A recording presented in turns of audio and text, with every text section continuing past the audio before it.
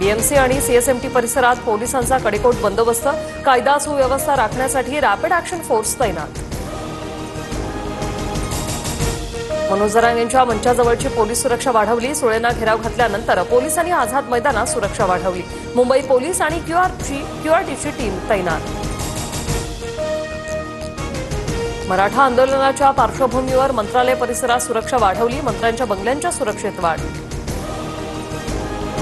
मराठा आंदोलनाच्या पार्श्वभूमीवर सदावर्तेंच्या घराबाहेर सुरक्षा वाढवली. कोणताही अनुचित प्रकार घडू नये यासाठी मुंबई पोलिसांची जबाबदारी.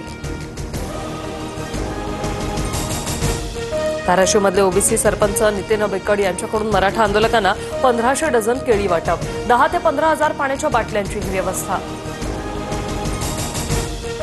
मनोज जरांगे यांच्या उपोषणाचा आज 4था दिवस. जरांगे आजपासून पाणी घेणार नाही. जरांगेंनी पाणी पीत राहावं, पाणी घेणं सोडू नये, डॉक्टरांचा सल्ला. 58 लाख कुणबी नोंदींच्या आधारे जीआर काढा. आरक्षण देताना कोर्टात अडचण आल्यास सरसकट शब्द वापरू नका. जरांगेंचा राज्य सरकारला सल्ला.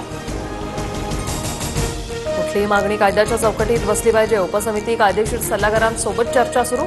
संविधानानुसार निर्णय घेणार. हैदराबाद आणि सातारा गॅझेटबाबत फडणवीसांची रोखठोक भूमिका. मराठा आंदोलकांना काही कमी पडू नये. जेव्हा गरज पडेल तेव्हा त्यांना अन्न पाणी पुरवा. त्यांच्या राहण्याची, त्यांच्या सुरक्षिततेची काळजी घ्या. अमित ठाकरेंचं मनसैनिकांना आवाहन.